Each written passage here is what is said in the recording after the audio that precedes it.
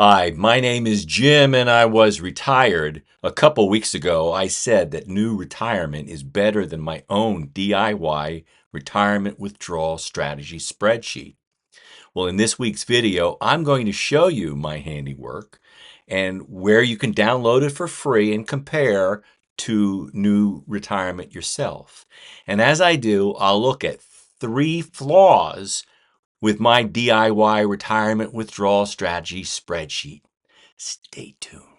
First, let's begin where to find my DIY retirement withdrawal strategy spreadsheet. You can find that on my Google sites, and you go up here to resources and look at spreadsheets. When you go out here, you'll see an updated sample DIY retirement withdrawal strategy spreadsheet. And to get it, you go here and then hit this pop-up. First, when it opens up in Google Sites, it's going to give you this open with, and you need to go here and open it up in Sheets, and this is the Google Sheets version of the application. But next step, you want to either make a copy and save it to your own Google Drive or download it here to an Excel version if you want to import it into a software program that you're using. But let's say you want to use it in Google Sheets, and I'm going to use Google Sheets for this video just to show it. It's going to look a little clunkier than my numbers version.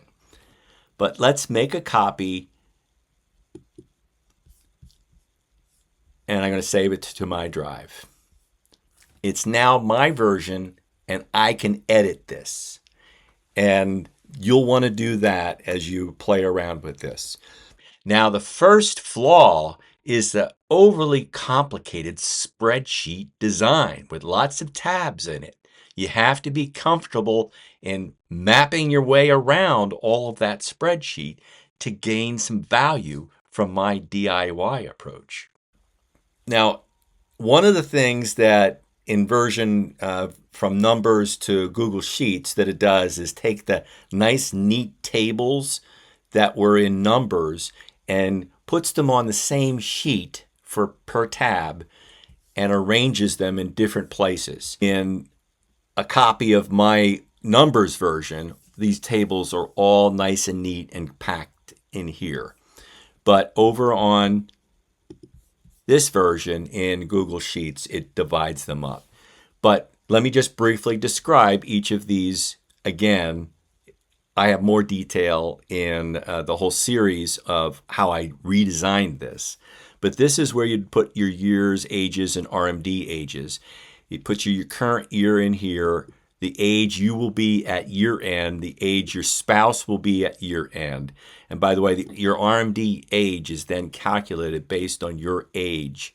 In this case, you could see the one spouse is 65 with an RMD age of 73. Another spouse is 62 with an RMD age of 75. And that's how RMDs are going to roll in. 73 for a lot of us right now, but eventually for those who were born 1960 and later, the RMD age is 75. This is where you would put in your annual amounts for Social Security statements and the ages. And again, this is a model that I've created based on somebody similar with similar earning history as me. But again, this person is younger than I am and slightly different, rounded around the FRAs. The other little challenge in this quirky spreadsheet is that I've just assumed that Social Security benefits are going to be taxed at 85% of your Social Security benefits will be taxed. And I've also assumed that the spouse, if they're taking it at full retirement age, then they are going to get 1/2 of the full retirement age of the person. Now, this person's 65, their full retirement age is 67, and so this spousal benefit is half of this amount here. That's a calculation. You have to watch as you do your own if you are before or after your full retirement age, make sure, if you're after, make sure you go back and remember what your full retirement age benefit was, if you're assuming that the maximum spousal benefit is going to be half of that for your spouse. I've also plugged in this average COLA increase for the past 10 years, and I've got a table that this refers to that on the taxes tab that runs down and uses the last 10 years of COLA to give you the average. So I'm assuming an average of 2.6% COLA. Inflations and returns.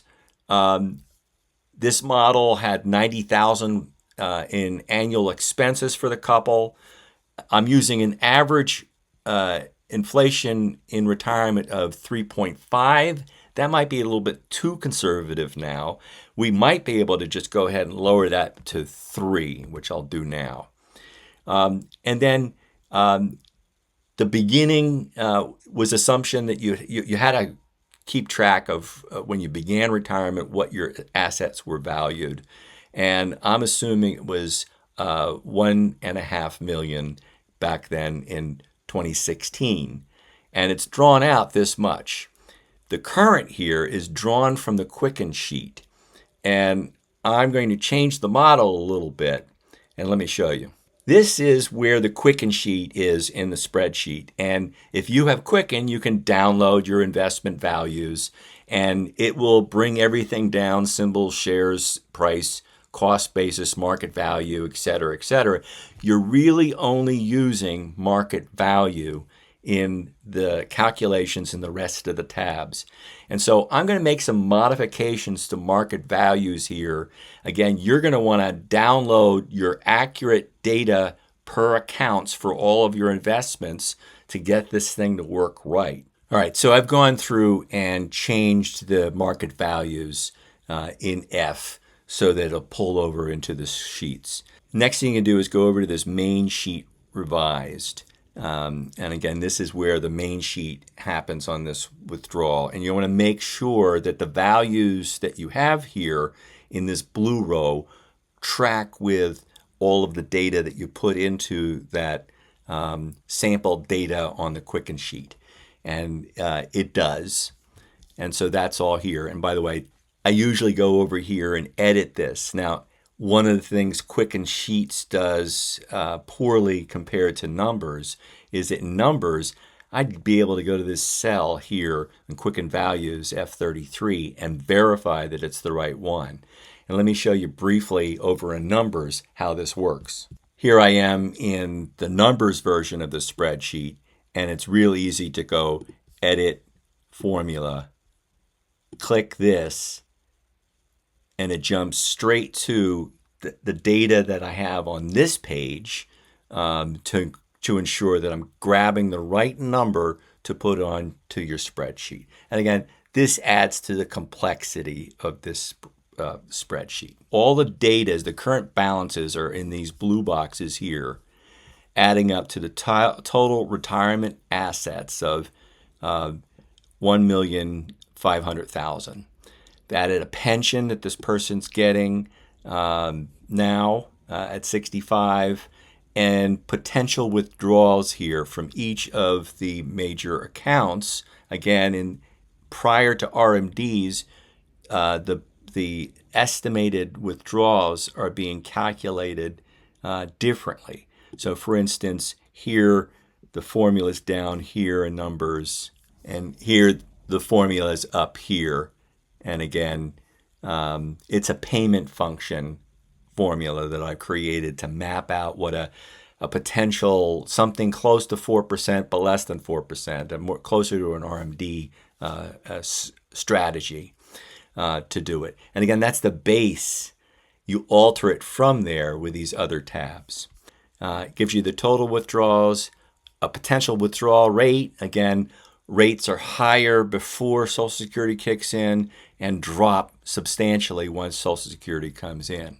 Now, the second flaw is I'm using a common assumption for returns on invested assets. Now, in the basic New Retirement, you are likely doing that as well. But if you've gone up to New Retirement Planner Plus, you can set your own expected returns by account. Then you calculate all of the earnings. But here, all of the earnings, with few exceptions, like the annuities, I locked in at a 3% fixed return. But all of these are using the input sheet for the return, a common return for all of them. Going back to the input sheet, that's coming up with this real rate of return that I'm using. And again, that is a conservative version. And I know New Retirement says use nominal returns, not real returns in their suggested strategies. I don't do that. I actually look at a real return on this sheet to be even more conservative. By the way, when you plug in the 1.5 million, drawing $90,000 out for each of the last 7+ years here, actually, I got to change this here because this is used in that calculation. So I got to change this to, now when you go back to the input sheet and look at that, you're looking at a compounded growth rate of 6% over the last 8.3 years.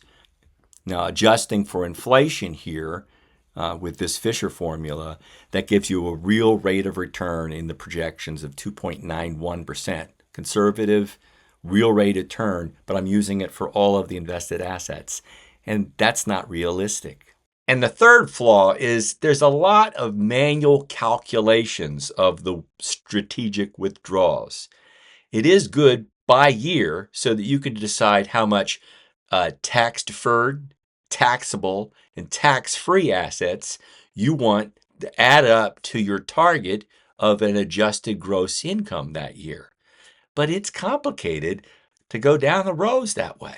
Over here, you take your expenses, your shortfall or surplus, your gross income, and then it starts to calculate a taxable income based on standard deductions, federal rate, a state income tax potential. And again, it's not sophisticated enough for New Jersey. I tried to do it here with the spreadsheet, didn't quite work. But then you get a combined tax rate, combined tax, expenses and taxes, and an overall shortfall. And for this whole column in this spreadsheet, the way this works and my DIY approach is you then have to manually adjust all of the other things, like where you put this money as added withdrawals or added deposits into accounts, to get this close to zero as possible. And I've shown that in prior videos to get this to work. The goal here is to make it right, control your taxes so that you can look in the overview tax page and see your combined federal and state taxes by year and try to pick a strategy that pays the least taxes. Well, New Retirement's a lot easier than this. I will say I do like the current funded ratio portion here of this spreadsheet, which is an idea that I picked up from Dr. Wade Pfau and his approaches. And this is just taking a present value of the future income streams in your retirement for Social Security, your spousal Social Security, pension, and your current assets, gives you a present value of your assets. And then take the present value of all your liabilities, assuming that $90,000 a year in expenses goes out, the present value of the taxes from the main spreadsheet. All that did was take the sum total of all of the taxes and the combined taxes and shows it there. And that shows you the present value of liabilities. And then you look at the ratio of those two. And then I've created here separate spreadsheets. What happens if I took Social Security early in this one? And I've had strategies here for try to eliminate RMDs or hold for IRMA.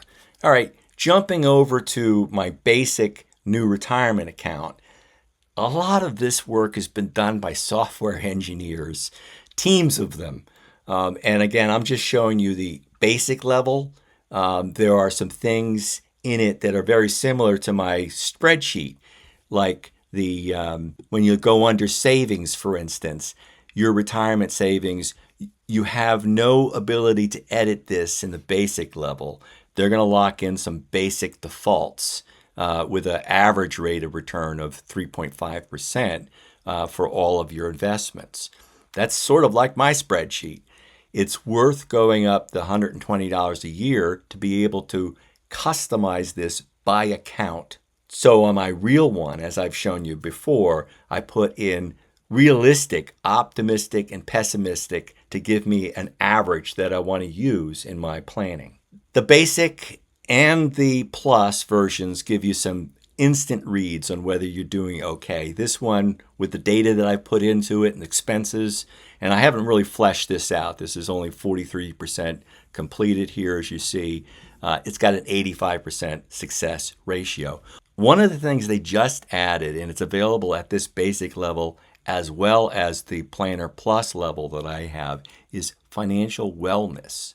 And this is a beta version of it, but it shows you a wellness score with green and yellow, and where you're excelling, where you're progressing, where you're vulnerable, and allows you to drill down to those. And it shows you some overall informational effective tax rate over the life of your retirement. In both cases, this basic level with dummy data and my own, I'm never running out of money according to NewRetirement. I've got solid plans. They're not all 99%, although mine is 99 in certain of my scenarios. But in this one, 85%, and I'm still not going to run out of money according to this. The thing I'll tell you is that, for instance, you need to upgrade to Planner Plus to be able to create and compare scenarios.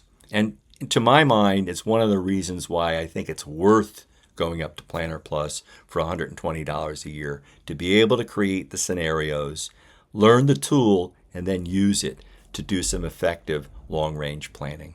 Now, a little bit about the basic level that I put in for this couple that's very close to the couple that I had in my DIY retirement spreadsheet. And it's got profile and goals. It's very similar to the 65 and 62 that I had there.